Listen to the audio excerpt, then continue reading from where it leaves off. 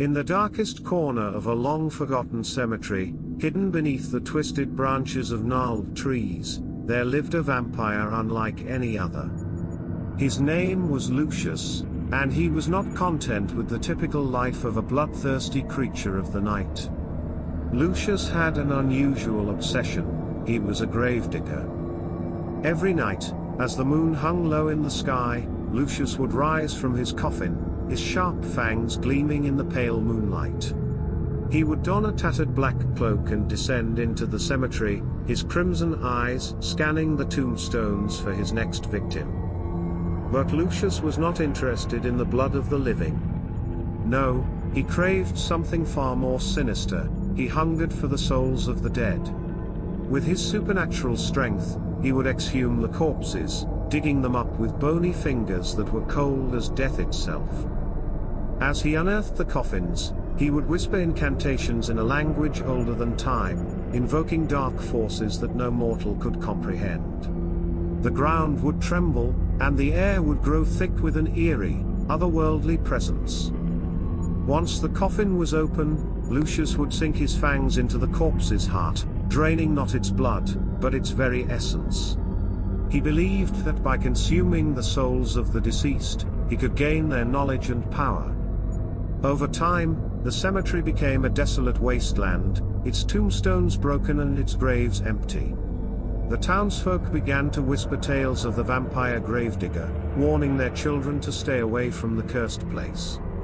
But Lucius cared not for the superstitions of mortals. He was consumed by his insatiable hunger. One fateful night, as Lucius dug up yet another grave, he felt a presence unlike any he had encountered before. It was the spirit of a vengeful soul, one who had been wronged by his actions.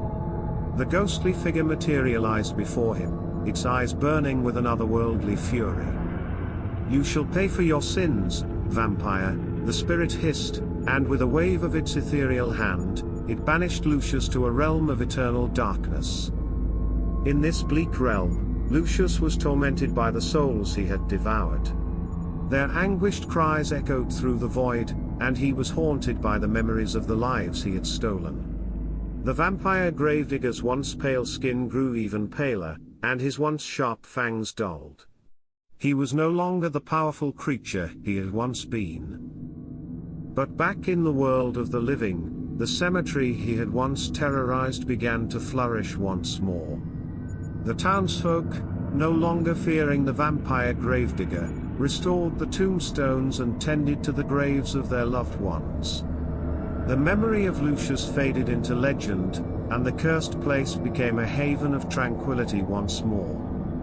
Yet, on the darkest of nights, when the moon is hidden behind the clouds and the wind whispers through the tombstones, some say you can still hear the faintest echo of Lucius's malevolent laughter, a chilling reminder of the vampire Gravedigger, who dared to defy the boundaries between life and death. And in the shadows of the cemetery, the vengeful spirits he wronged continued to watch, waiting for the day when their tormentor might return to pay for his sins. As centuries passed in the realm of eternal darkness, Lucius's once vivid memories of his life as a vampire Gravedigger began to blur and fade. The torment of the souls he had consumed haunted him endlessly, but something deep within him changed. A flicker of remorse, long buried beneath his insatiable hunger, began to emerge. One day, as Lucius wandered through the desolate wasteland of lost souls, he encountered a spectral figure unlike any he had seen before. This spirit was not one of vengeance but of compassion. It reached out to him with a pale, translucent hand. "Are you truly lost, vampire?" the spirit asked in a voice as soft as the night breeze. Lucius, his once piercing crimson eyes now dulled, nodded slowly. "I am condemned by my own actions, and I can never make amends." The compassionate spirit, who had once been a healer in the world of the living, saw the torment in Lucius's eyes and felt a twinge of sympathy. "There may be a way for you to find redemption," it said. But you must first undo the darkness you have wrought." With those words, the healer spirit showed Lucius a vision of the cemetery he had desecrated. The once cursed place was now a beacon of hope, tended to by generations of caretakers who had worked tirelessly to restore its sanctity.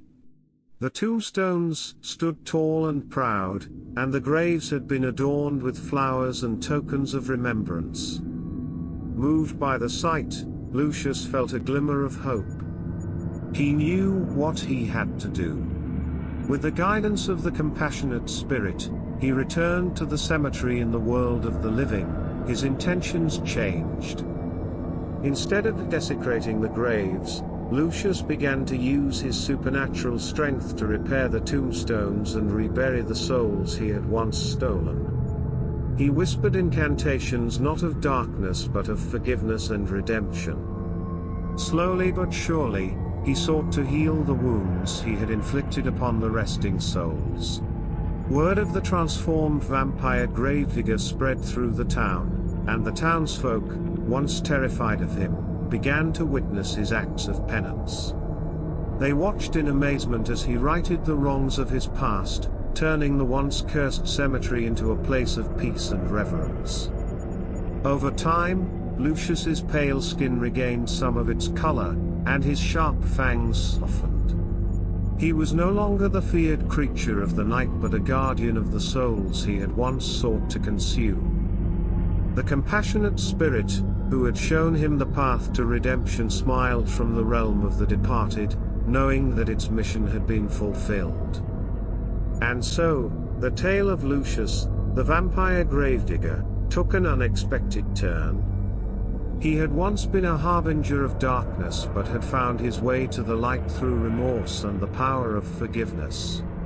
In the end, his story became one of transformation, reminding us all that even the darkest of creatures can seek redemption and make amends for their past sins.